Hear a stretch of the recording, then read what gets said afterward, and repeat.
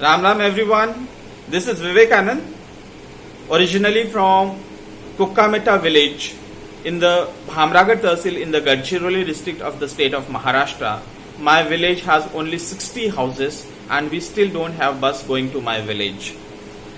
I've done my graduation from Fergusson College, Pune and did my MA and MPhil from Jawaharlal Nehru University. Presently, I'm teaching as an assistant professor in political science in the Shamlal College of University of Delhi.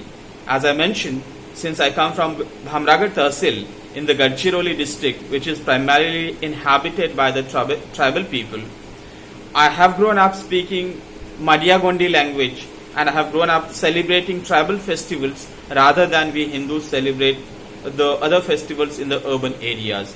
It is in this capacity I would like to express and share my views with you for your considerations on this day of 9th August, which is also some of us have come to celebrate it as the International Day of World's Indigenous Population or World's Indigenous Peoples Day. While we are celebrating this day, we also need to understand the historical context of this day, how this day came to be celebrated about. So, the roots of this day can be found in the colonial practices. As we know, after Industrial Revolution, particularly in the Western Europe, that's Britain, France, Portugal, Spain, Germany, some of the newly emerged industrial class in these countries started exploring different regions in different parts of the world. So they went to South America, they went to North America, they went to Australia, Asia, Africa. In India also we had British having their power on large territory of India, and in certain parts of India, for example in Goa, Portuguese, and in Pondicherry, French. So these colonial practices, what was the aim behind these colonial practices? To exploit the natural resources, to exploit the wealth of those countries. So these people went there, they exploited the natural resources, but to do that, what did they do is they subjugated the local population, they perpetrated innumerable atrocities on them, they ethnically cleansed them. Fearing of all these subjugation, atrocities, and all the injustices which were perpetrated upon them by colonizers, the local inhabitants of these regions of South America, North America, Australia, Asia, they went into forests and hills and sought shelter and remained alienated from the mainland for centuries.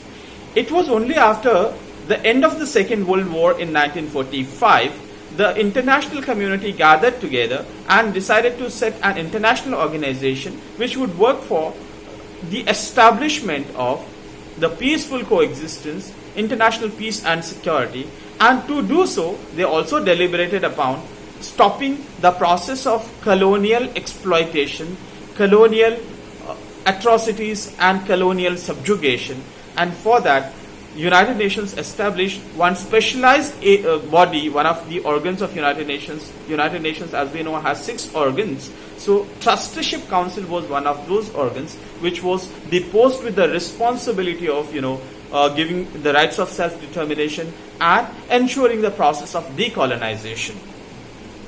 So this entire process of colonization perpetrated atrocities, ethnically cleansed them, and to address this historical injustice, the International Labour Organization, ILO, as we know, came up with the Convention on World Indigenous Peoples for the first time, and under the auspices of the United Nations General Assembly, in 1993, it was proclaimed that 9th of August would be celebrated each year as the World's Indigenous Peoples Day. So, what we understand is this, that this day has roots of atrocities, ethnic cleansing and subjugation. On the other hand, in India, except the Islamic, as we know, the Islamic aggression started happening in India from 712, and thereafter the British East India Company and then British Crown acquired power of ruling India. Before that, we do not have any evidence of somebody coming from outside and subjugating the local inhabitants. Most, some people refer to this Aryan invasion theory, but this theory has been refuted by various scholars, various excavations and various researchers that have come up in Rakhigarhi excavation, or the Archaeological Institute at Deccan in Pune also has come up with the archaeological studies and research in which they have refuted the veracity of the Aryan invasion theory that was imposed on India by the colonizers. So, and if we also look at certain epics or the books that we consider as the cornerstones of our culture, our civilization, then our Vedas, Upanishads, our Puranas, Ramayana in particular, and Mahabharata, we will see that there are innumerable examples and innumerable romantic descriptions and anecdotes of how the people residing in urban areas and the villages and people residing in the forests and hills. So there was always this intermingling, exchange of thoughts, exchange of culture. So that is why we say कौन आदि है यहाँ पर सब अनादि है.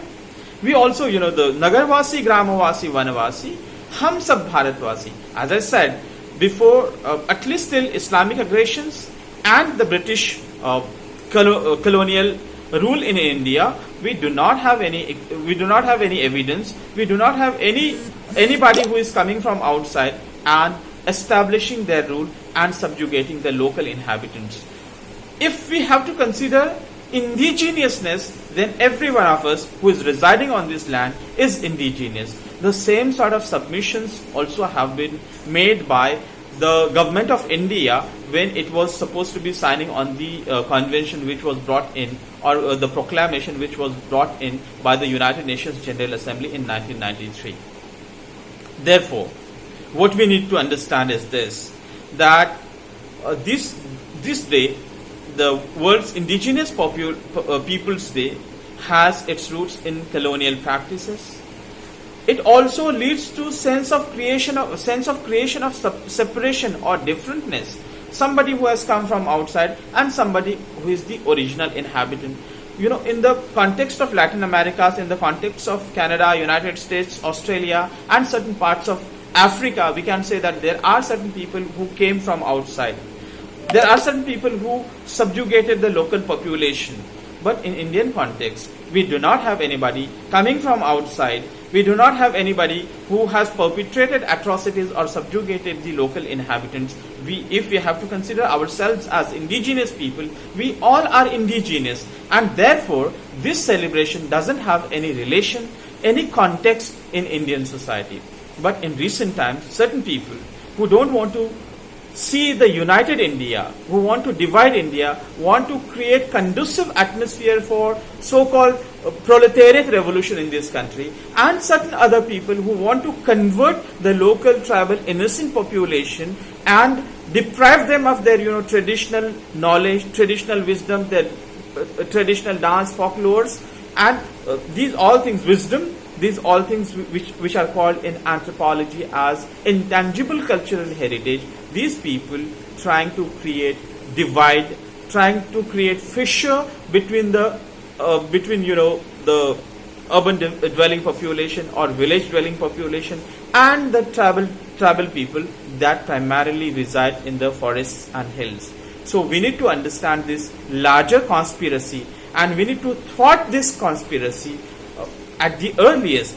We should not fall prey to this agenda on the part of those people who do not want to see India united, those people who want to convert the local population and deprive them of their traditional values, wisdom, and their traditional cultural intangible heritage.